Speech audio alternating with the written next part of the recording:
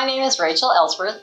I'm a speech-language pathologist and owner of Speech Corner, and I'm here today to show you how to use the compare and contrast double dice deck in your therapy groups. And so if you're working on the skill of comparing and contrasting, what you would do is you would open up this sturdy metal tin and take out your 54 content cards. And as you take them out, you will notice on the back of each card is a shape, and those shapes correspond to the shapes on this nice double dice. And what you want to do is, for the student, you want to take out and lay out 9 cards face down so that all 9 shapes are represented. So you're going to have a triangle, a star, a square, rectangle, oval, octagon, heart, diamond, and circle. And so all the back of the cards are going to correspond to all the shapes that are on the outer die. So the blue die is about the size of a golf ball, and it has the shapes on the outside. Then if you look inside the die, there's a number die, and those numbers are going to correspond to the numbers on the inside of the card. So, like I said, this particular deck targets kids naming similarities and differences, compare and contrast. So if you've worked on the Venn diagram or anything like that with your students, this is a perfect follow-up activity. So once you lay it out, you tell your students to roll the die, and they're going to roll the die. They land on the rectangle, and they look inside and see number 4. So they're going to turn over the rectangle card, like I did here. There's the rectangle. I turned it over, and it's showing a picture of a t-shirt and a pair of socks. And number 4 says, tell me 2 ways shirts and socks are different. So the student must think about shirts and socks and tell you 2 ways that they're different.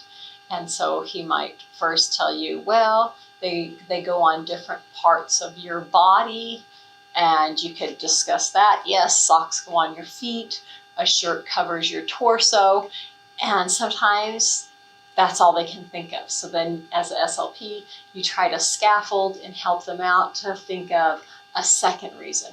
Why else are shirts and socks different? And if they can't think of it, you can help them out. If they can, then you flip the card over and you go to your next student, or the student, if it's one-on-one, gets to roll it again. So that's one way you can play. If the student is at the beginning level and they can only tell you one way an item is similar or different, one way to make this game easier is when they would flip it over, instead of answering number 4, which is tell me 2 ways, you could have them answer number 1 or number 2. So number 1 is tell me 1 way that they are similar, and number 2 is tell me 1 way that they are different. And then the inner die would be how many points they get for answering correctly. So as you can see, I kind of showed you a basic way and a game variation. So it really allows the SLP to use his or her knowledge to scaffold for the student to be successful at whatever level they're at. So if your student's like at the beginning skills and they're just sort of getting in the groove of naming things that are similar and different, maybe they just need to name 1 thing. And then the inner die is how many points they get for successfully completing that. If they're up for the challenge, then number 3 always says, tell me 2 ways they're similar, and number 4 is tell me 2 ways they're different. And so it's a nice that you have one activity that's going to target 2 skills, naming things that are similar and naming things that are different, and then kind of at 2 levels. Name 1 way, naming 2 ways, and allowing the SLP to use her scaffolding techniques and knowledge to know at what level the kid is and to make them successful on each trial. Like I said, There's 54 content cards in this deck. It comes complete with an introduction card, a direction card, shows you the regular way to play it, which I just demonstrated here. It also gives you 6 game variations so that you can use the cards in different ways, but still the same concept with the double dice, rolling it, finding the shape, and finding the number.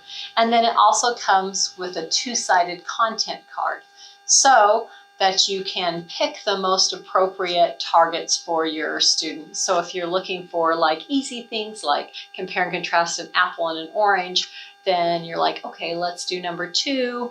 Or if your kids are more advanced and you need to find more difficult things, then you could check here and say, oh, card 48, they're comparing and contrasting nickels and quarters or diamonds and rubies. So as you can see, the cards span easy things to compare and contrast and more difficult things. So you can also customize it in that regard. Like I said, each card comes with a nice photograph, 4 follow-up compare and contrast statements and questions, and 54 total card decks. So you get 216 questions targeting 54 different objects. If this looks like something that would meet the needs of those on your caseload, feel free to go to speechcorner.com and check out our compare and contrast double dice deck. The item number for this deck is DDD-018. If you don't already own a double dice, you can pick one up. It comes in a package like this, and the item number is DD-105. So please check us out online, speechcorner.com, and we hope to hear from you soon. Thank you.